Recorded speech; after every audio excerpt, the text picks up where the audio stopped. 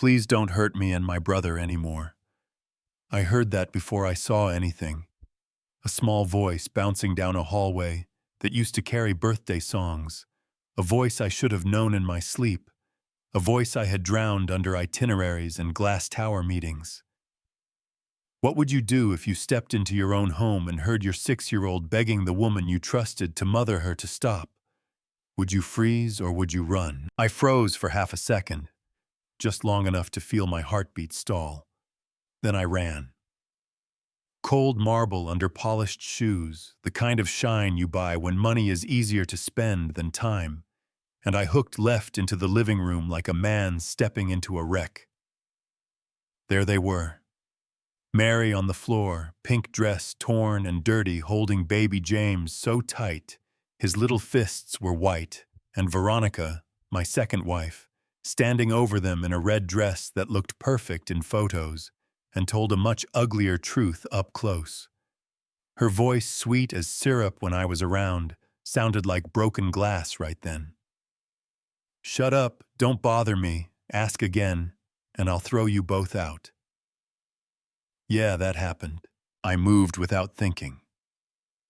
"Stop," I said, and my voice didn't sound like mine. It came out rough like a door scraping across sand. I bent for James, clumsy because grief had kept me from practicing, and when his tiny arm rolled in my palm, I saw them, red half-moons where fingers had bit down. Not a toddler's stumble, not a harmless bruise, not a baby learning balance.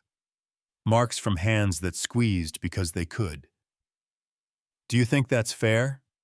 Calling that discipline, telling yourself some babies cry too much and deserve to be taught a lesson? Veronica changed masks in a blink. "Oh, you're back," she breathed, laying a hand on my lapel like icing over a burn. "Just teaching them rules." "You must be tired, darling. Don't get worked up over a little crying. The doctor said structure is everything." The doctor said. She loved that line. And if you've ever been guilty and desperate for peace, you know how a lie like that can hum in your ear until it sounds like sense. You know what I mean. I looked at Mary. She wouldn't meet my eyes. Her fingers worried the torn edge of her dress, and that tear didn't look like a snag from a branch. It looked like a rip pulled by a fist. "Mary," I said, squatting into the dust without caring about the suit. "What happened? Did you climb a tree?" Her mouth opened, her eyes slid toward Veronica. The words died. "Watching your child measure truth in front of you, weighing bruises against consequences. That's a kind of silence I will spend the rest of my life paying for.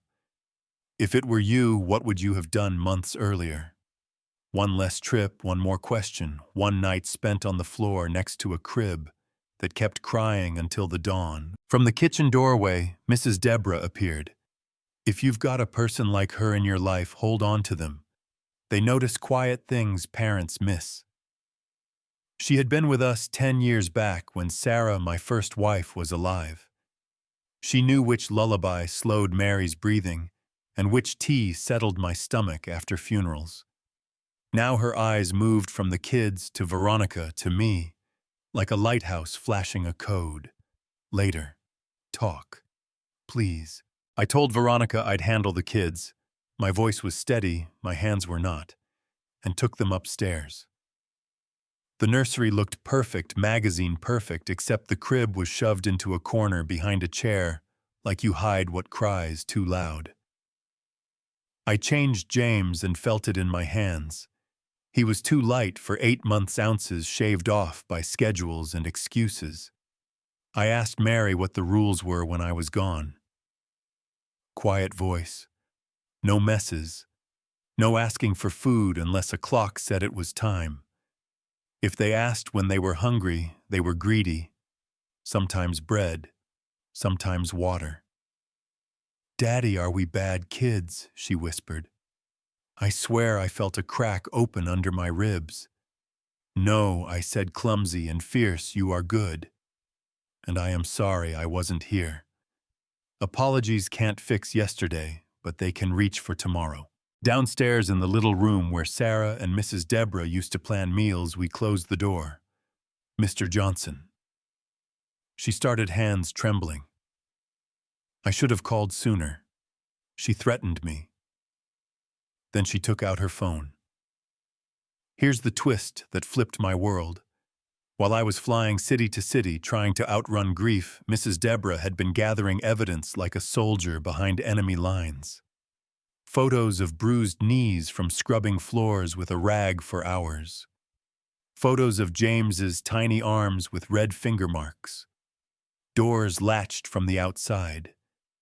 Dates, times, shadows that don't lie. Proof that doesn't care how expensive your watch is.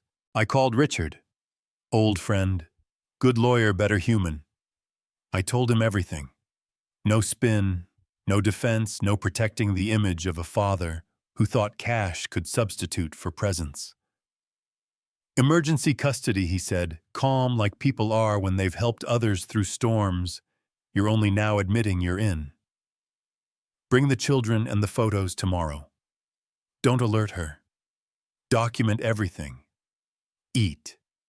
Sleep if you can. I hung up and asked Mrs. Deborah to keep the kids in her room that night. When I stepped back into the hallway, the house felt like it exhaled, like it had been waiting for someone to finally say no more. The next afternoon, a process server rang the bell while Mary and I stacked wooden blocks into a wobbly castle. Veronica took the envelope upstairs, and 5 minutes later the scream cracked the ceiling. "You can't take my children," she shrieked, tearing down the stairs with the papers, hair-wild makeup sliding. "I raised them while you worked." Under those words, I heard the piece of truth that stung. I had given her too many of our days because it was easier to hand someone a credit card and say thanks than it was to sit in the dark with a crying baby and your own sadness. If it were you, would you be brave enough to admit that out loud? She stormed out to hire Michelle Williams, our city's best at turning ugly facts into reasonable doubt. The next morning, Richard called. She filed a counter-petition, he said. She'll argue you're unfit, absence travel missed milestones, and paint Veronica as a saint with structure. We have truth and evidence, but this won't be pretty. I sat with Mary that afternoon and asked her something no father should have to ask a child. The crayon paused in her hand. If I tell the judge the truth, she said, eyes too old for 6, will James be safe? Yes, I said, and I meant it with my whole life. She nodded once. Then I'll tell. Stick around because what happened next will blow your mind. Courtrooms don't look like TV the first time you step into one with your stomach in your throat. They smell like old wood and burned coffee. They sound like paper and whispering. Judge Angela Davis took the bench. Calm eyes, gray hair pulled back, a voice that didn't need to be loud to be heard. Johnson versus Johnson, the bailiff called, and the world narrowed to a rectangle of polished wood and 2 tables and a row where the people who love you sit holding their breath. Richard went first. He laid out the photos with dates and times like stepping stones across a river. Bruises, thinness, latches on the outside of doors. Then he called Mrs. Deborah. Her voice shook, but it carried. She explained the food rules, the locked doors, the threats. If I told, I'd never work again. She cried, then not for herself, for the babies she'd watched carry chores across floors on bleeding knees. Judge Davis asked careful questions. Where were you standing? What time was it? Why didn't you call sooner? And Mrs. Deborah told the truth you tell when a story has sat too long in your chest. Then Michelle stood. If you've ever seen a professional try to turn the tide back with a smile, you know the energy she brought.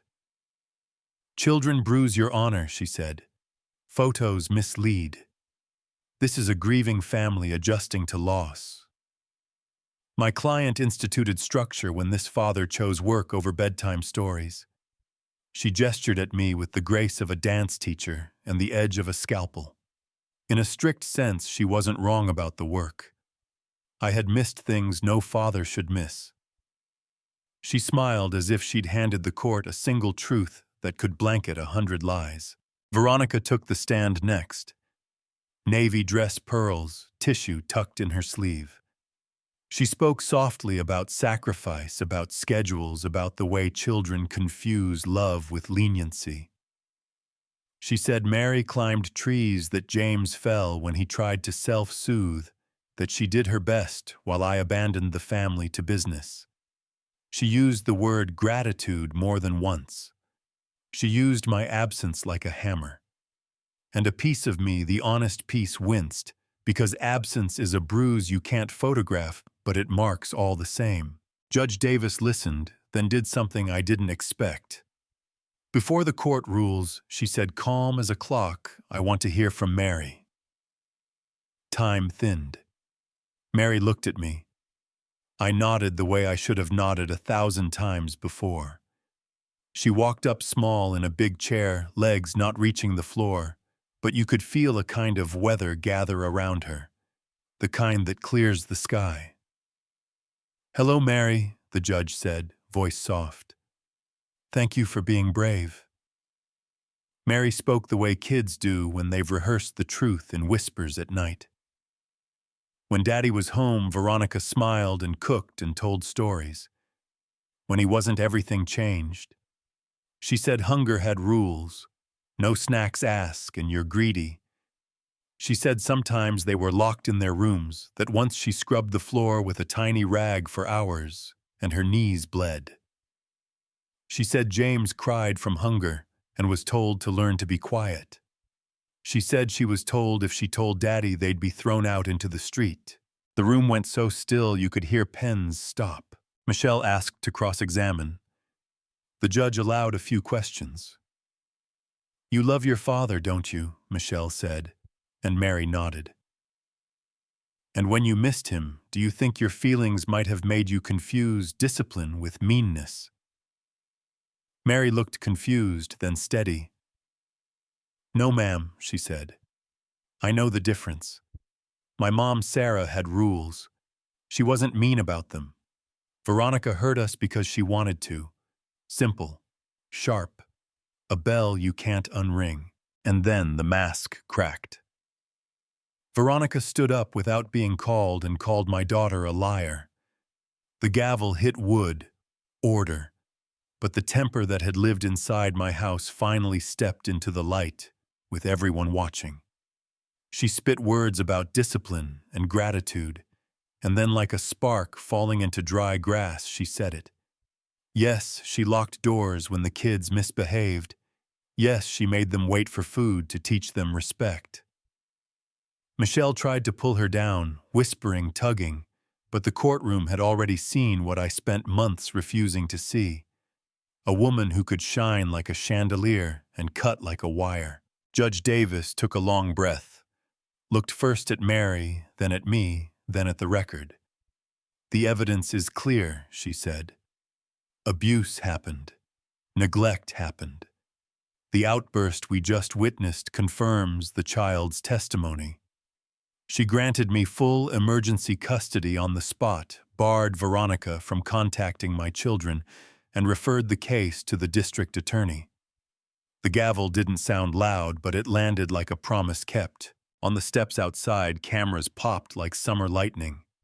Reporters shouted questions over each other. I put an arm around Mary and tucked James against my chest and said the simplest thing I could say. Please, my children have been through enough. A police car door opened to the side and Veronica, in handcuffs, twisted toward us. You'll pay, she shouted. They'll never be happy. Those words used to work on me. Not anymore. You're wrong, I said. And when I said it, I wasn't talking to her. I was talking to the months I had let grief drive me into absence. You didn't give up your life for my kids.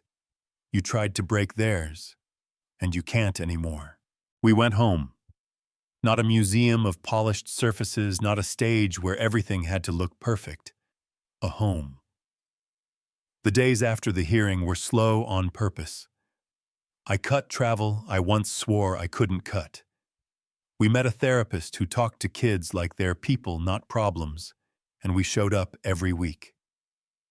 Mary slept with a light on for a while, and you don't switch that off to prove you're strong. You switch it on to prove you're staying.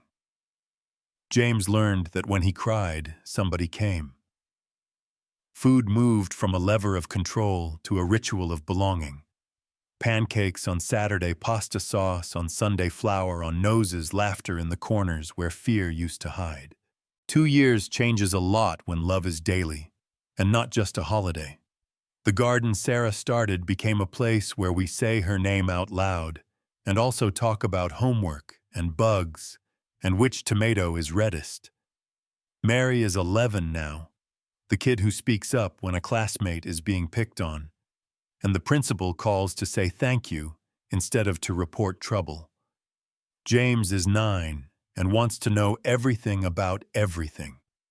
Some nights Mary will say, "Remember when Veronica," and then stop and I'll say, "We don't have to go back there unless you need to," and sometimes she does and sometimes she doesn't. Healing isn't a straight line, but it is a line we walk together. You know what I mean. I kept Mrs. Deborah's photos not on my phone in an envelope in the safe. Not because I need proof anymore, because sometimes truth needs to be something you can hold. I kept the gold pen too, the one I used to sign deals while my kids learned to whisper through door cracks.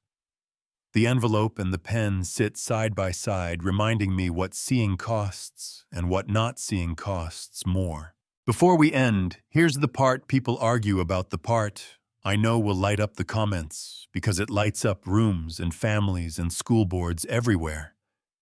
Where does discipline end and abuse begin?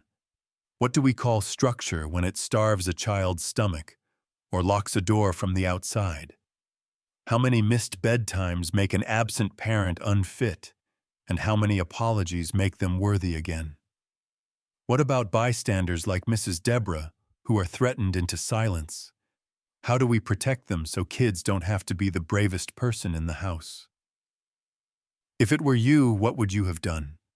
Not in the courtroom when the gavel is ready, but in the kitchen when a child says quietly, "Please don't hurt me anymore." I'll leave you with a picture.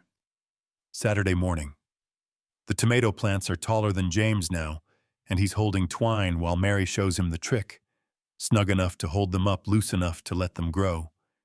And I'm there with a mug of coffee I forgot to drink because I can't stop watching the small, ordinary miracle of a family doing something together. The light is good. The air is easy. Sometimes I still hear the gavel in my bones, and Mary still leaves a light on, and James still wakes some nights and needs a name said slowly in the dark. But the house is a home.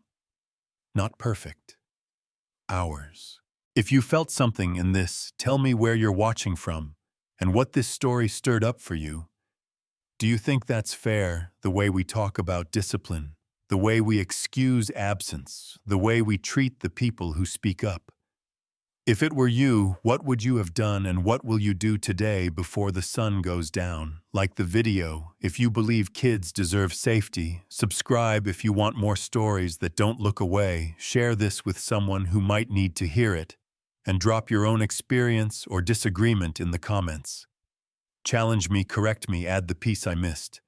Because sometimes the bravest voice in the room belongs to the smallest person, and sometimes it belongs to a stranger on the internet who finally decides to speak.